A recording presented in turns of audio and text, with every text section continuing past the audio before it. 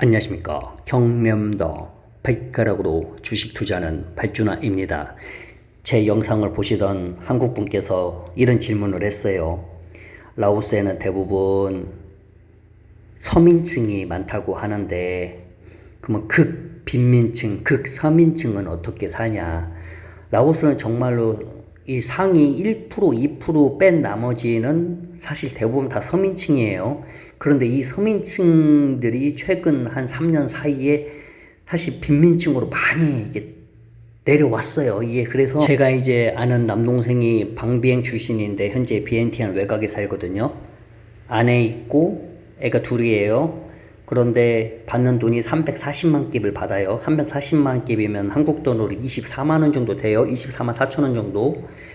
그런데 얘가 340만 깁 중에 40만 깁이 최근에 올랐대. 월급이 오른 거다 그거예요. 그런데 하는 얘기가 한 몇 년 전에 그것보다도 못 받았을 때가 오히려 훨씬 더 나았다 그래요.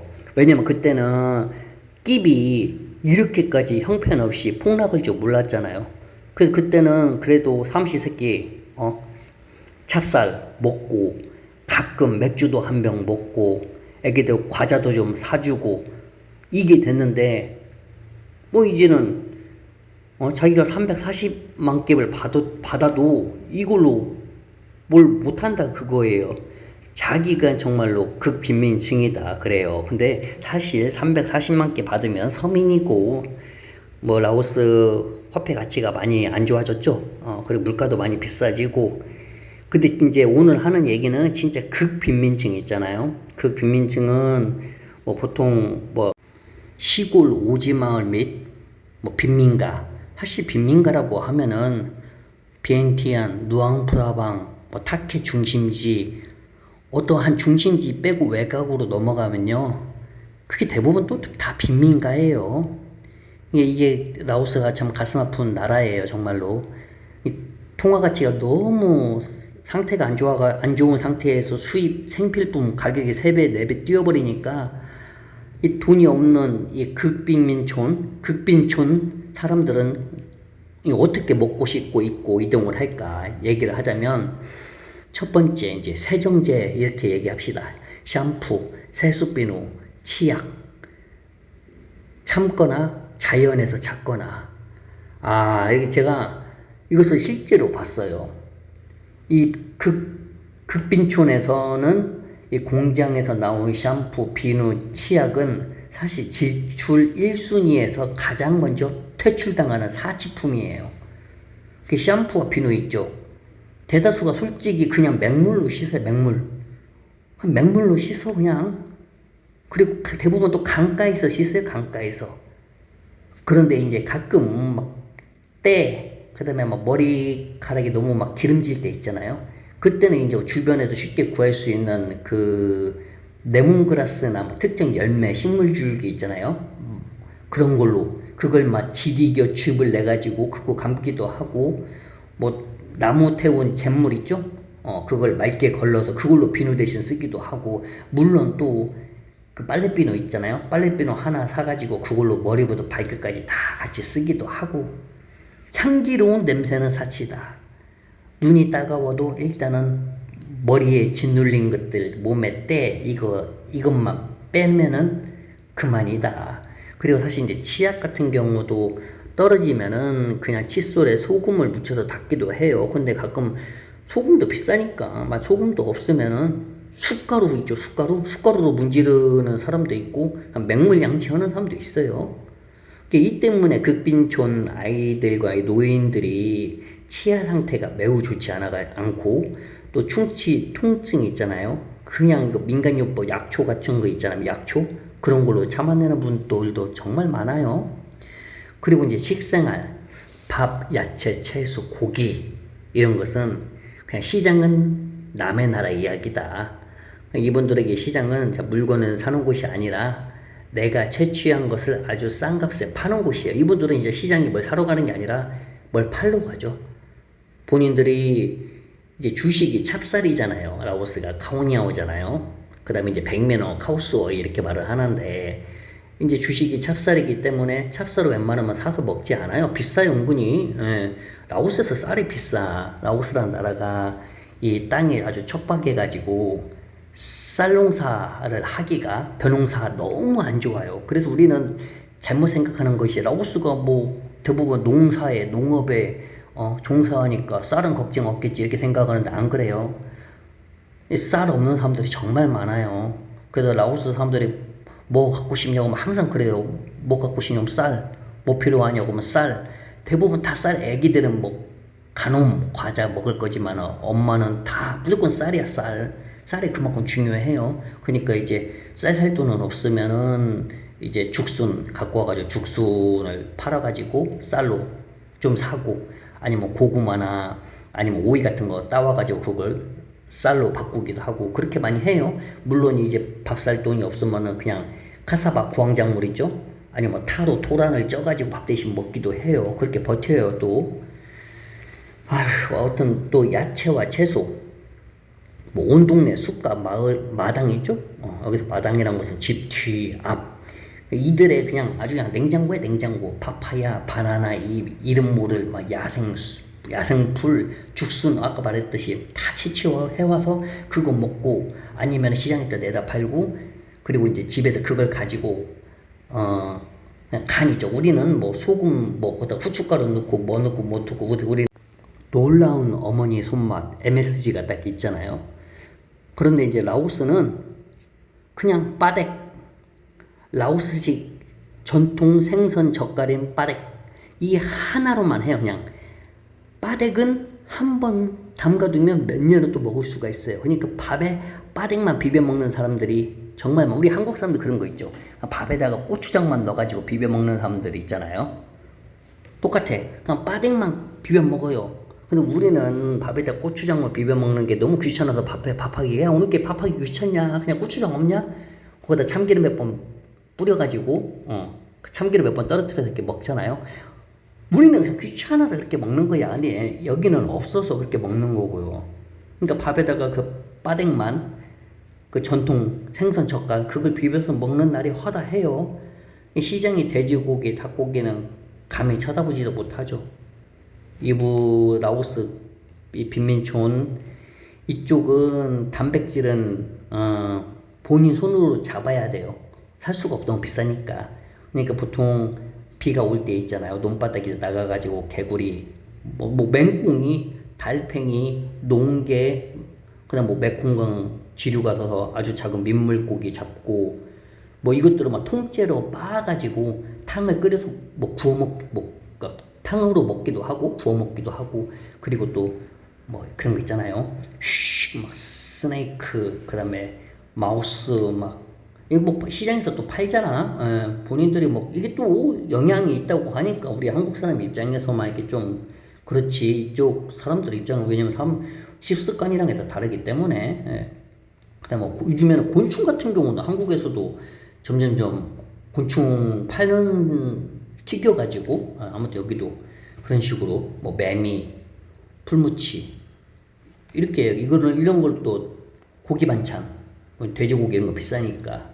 그리고 진짜 키우는 닭이나 돼지 있죠? 이런 것은 사실 가족이 먹지 않아요. 어떤 가끔 결혼식 할 때 그때는 한번 잡지, 아니면 보통 급전이 필요할 때, 특히 병원비가 필요할 때 시장에다가 내다 팔기 위한 비상금이죠. 특히 돼지 같은 거, 돼지, 소가. 그 다음에 이제 의류, 속옷, 옷, 해질 때까지. 참 이것은 가슴 아파요. 극빈촌 아이들은 되게 속옷을 잘 안 입어요. 안 입는다? 못 입는다? 이렇게 얘기해야 하나?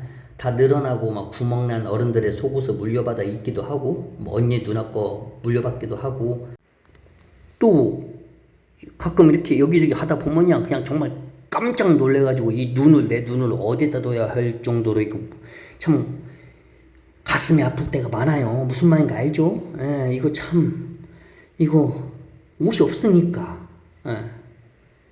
어쨌든 이 평생 이 새 옷을 한 번도 못 사 있는 사람들도 있어요. 대부분 이 인근 국가, 뭐 태국이나 한국 NGO 단체에서 이렇게 구호물품으로 들어오기도 하고, 혹은 도시 친척들이 입다가 버린 중고 옷을 또 얻어 입기도 하고.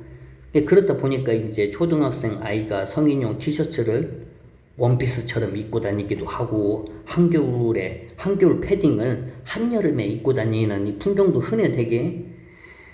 어쨌든 헤어지면은 좀 덧대고 꿰매어가지고 형체를 좀 알아볼 수 없을 정도로 좀 과도할 정도로 있기도 하고. 이동과 통신 이런 거 있죠. 이 소외된 극빈촌일수록 오토바이와 휴대폰은 진짜 이것은 사치품을 넘어서 외부 세계와 연결되어 목숨을 부지하기 위한 필수 장비예요. 오히려 필수 장비다. 왜냐면은 이 오토바이 같은 경우 마을에 몇 대 없고 언제 주저앉아도 이상하지 않는 15년에서 20년 된 중고 오토바이 있죠? 이걸 온 동네가 공유하다시피 해요. 번호판도 없고 사이드미러, 백밀러 그런 것도 없고 그냥 고철덩어리야. 기름값이 너무 비싸기 때문에 웬만하면은 그냥 걸어요. 자전거 타. 그런데 오토바이는 정말 아픈 환자가 생겨가지고 시내 병원 갈 때, 무거운 농작물을 시장에 팔러 갈 때 그때만 써요. 왜냐면 기름도 이제 리터 단위로 무사 비싸가지고 길거리에 보면은 병에 담아 파는 가짜 기름 아시죠? 약간 그런 거 종이컵 몇 컵 분량만 사가지고 그거 넣기도 하고, 고장나면 철사로 묶고 뭐 고무줄로 굳혀서 그렇게 해서 억지로라도 막 굴리고 다녀요. 휴대폰 같은 경우는 극빈촌 가정에도 신기하게 깨진 스마트폰이 한 대씩은 또 있어요. 이게 왜냐면 태국이나 다른 나라로 돈을 벌러 간 뭐 자녀나 아니면 부모님의 송금 연락을 받아야 하기 때문에 새 폰은 당연히 없고, 도시에서 이게 버리는 헐값의 중고폰 하나 있어요. 이것은 요금 충전을 그 종이 긁는 거 아시죠? 스크래치 카드 있죠? 그거 사가지고 아주 급한 전화나 메시지를 보낼 때만 데이터를 후딱 켜요. 그리고 나서 평소에는 꺼두는 거죠. 그리고 이제 그 동네 같은 데 가면 와이파이 존 같은 데 있잖아요. 아니면 이장님 집 근처나 그런 데서 이제 아주 겨우 연락을 한두 번 하고. 이게 휴대폰은 오직 생존형 연락망이죠. 이게 부족함에 대한 자세가 참는 것이 삶에 대한 사람들이에요. 결국 이 모든 것을 관통하는 핵심은 뭐다? 라오스인 특유의 순응과 인내다. 한국이나 서구 기준에서는 어떻게 지약도 없이 속옷도 없이 살지? 라며 이렇게 경약할 만한 상황이지만, 라오스 극빈촌 사람들은 이를 불행이라고 여기며 절망한 게 보다 삶의 당연한 조건으로 받아들이는 거죠. 물건이 없으면 없는 대로 자연에서 대체제를 찾고, 그것마저 없으면 그냥 참는 거야. 배가 고프면 잠을 청하고, 몸이 아프면 나을 때까지 누워서 약초를 다려 먹기도 하고, 그렇게 버텨요. 뽀빼냥 하면서. 최악의 경제 위기 속에서도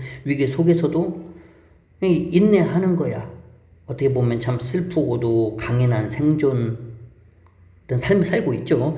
이게 참, 그래도 지금은 이렇게 말을 해도 좀 괜찮아요. 지금은 왜냐면 라오스에 와본 사람도 이제는 많고, 라오스의 실정에 대해서 많은 분들이 알기 때문에, 예전에 처음에 라오스에 대해서 막 조금 가난한 얘기, 안 좋은 얘기, 막 그런 거 얘기하면은 막 여기저기 막 몰려와서 막, 저 말고 저는 이제 워낙 뭐 보는 사람이 많이 없기 때문에 어떤 사람들 막 라오스 관련된 안 좋은 거 영상, 가난한 이야기, 막 힘든 거 뭐 영상 올리면 댓글에다가 막 와서 막 공격하고 그런 사람도 되게 많았어요. 근데 지금은 라오스에 대해서 이제 제대로 아는 사람들이 실제로 많이 봤기 때문에 와서 지금은 이제 그런 것들 많이 없죠.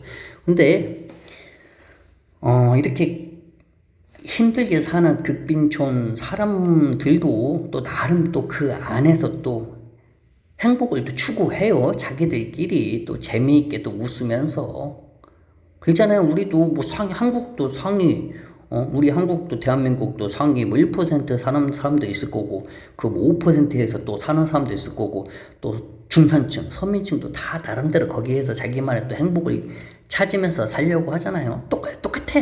어떻게 보면은. 그나마 우리가 그냥, 여기는 그냥 송사리 잡아서 먹을 때 우리는 그냥 치킨, 그 비싼 거 말고 그냥 동네 치킨 같은데 시켜서 먹기도 하고 그런 거고, 결국은 라오스나 한국이나 뭐 사람 살아가는 거 비슷하지 않을까? 저는 그렇게 생각해요. 예.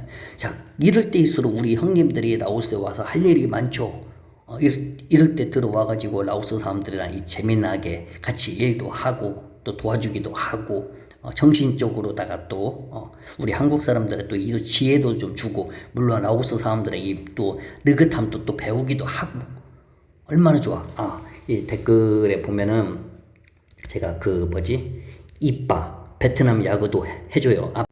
제가 예전에 베트남 채널에 2번이나 있었어요. 그런데 한 번은 3,000명일 때 너무 바빠서 그만두고 또 한 번은 또 500명이었나 1,500명 또 갑자기 너무 바빠서 그만두고 이상하게 베트남 채널만 만들어서 이제 좀 괜찮겠다. 이제 좀 보는 사람도 점점 늘어나겠다. 좀 하면은 너무 바빠져요. 그래서 어쩔 수 없이 2번 다 지우게 됐습니다.